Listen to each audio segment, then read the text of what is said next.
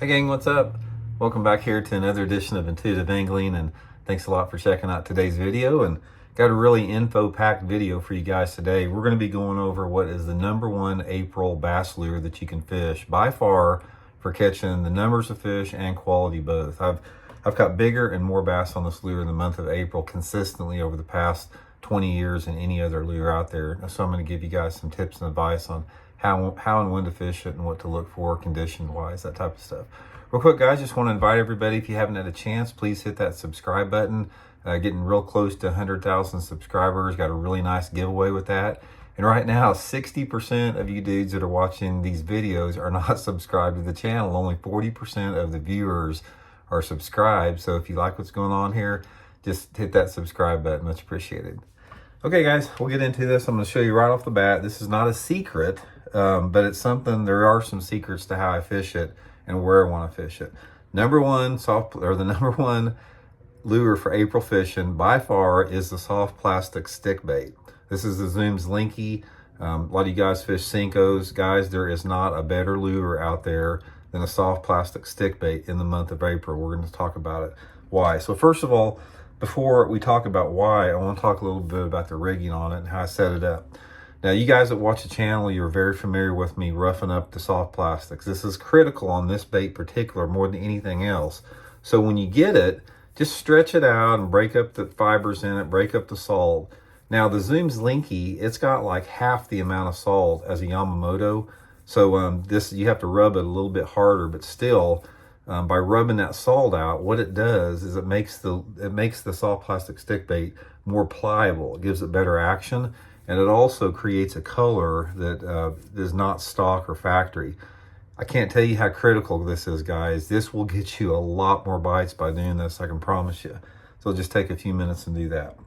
The next thing to do, guys, is the hook setup. The hook that I found out by far that works the best on this technique is this Gamakatsu. This is the Finesse heavy cover worm hook, straight shank hook. And I simply rig it wacky style. Now, another thing about wacky, guys, is I don't use the collars. I don't suggest that you guys either. The collars act as a visual strike deterrent, and also it impedes your hook setting ability. And it makes the bait fall differently. Your bait does not fall as naturally. When you're fishing the bait hooked straight through like this, it falls in this position just like this. And the way that it falls, it makes these tails vibrate on the way down. And when the fish hits it, you got the hook point straight up and you get them every time. If you guys use the collars and you're hooking it in the side like that, the hook's all cockeyed, fish can see that little collar. I don't lose many of them. Just hook it in straight like the middle like this. I mean, this is the way to hook it.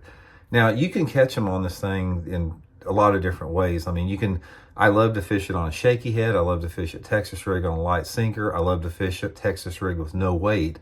But guys, in the month of April, you will not find a more productive lure than this right there, a wacky rig soft plastic stick bait in a variety of different colors. The colors largely depend on the water clarity and the day that I'm fishing. Most all the time, I'm using some type of a watermelon or a green pumpkin. If the water is super clear and there's no wind, I may go to more of a shad pattern. But overall, the green pumpkin like this or the watermelon is the way to go. So let's talk a little bit about where you want to fish it.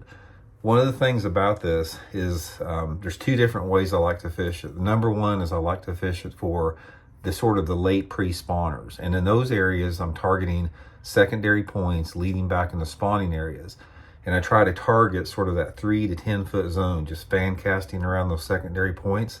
But the time this really works good is when that water temperature starts to hit 60 and those fish start to move to those flatter bedding type areas. Now here's a key thing, guys, as far as it gets you a lot of bites. When you throw this thing up there, I'm throwing it on a Megabass Whip Snake spinning rod, 8-pound test Seaguar and VizX line. I'll throw it up to the bank, and what happens when I throw it up there, as soon as the bait hits the water, I start shaking it and twitching it like that, and I'm having this bait skitter just underneath the water, about that far underneath the water. And I throw it right to the bank, skitter it like that for maybe 3 to 5 foot. A lot of times, those fish will come out of nowhere and hit it like a top water. But what it does is when you skitter it real hard like that, it gets their attention from a long way away. and then I let it sink. And then 90% of the time, if there's one there, they're going to hit it before it hits the bottom. And 10% of the time, they're going to hit it like as soon as it hits the bottom and after you work it a foot or two. If you don't get a bite after working it 2, 3, 4, 5 feet, reel it in, make another cast. So anyway, guys, there it is. That's how I fish it. This is the setup here. Get you one on. Biggest bass I've ever caught in my life came on this, and it'll get you big ones and numbers both. So hope it helps out. We'll see y'all.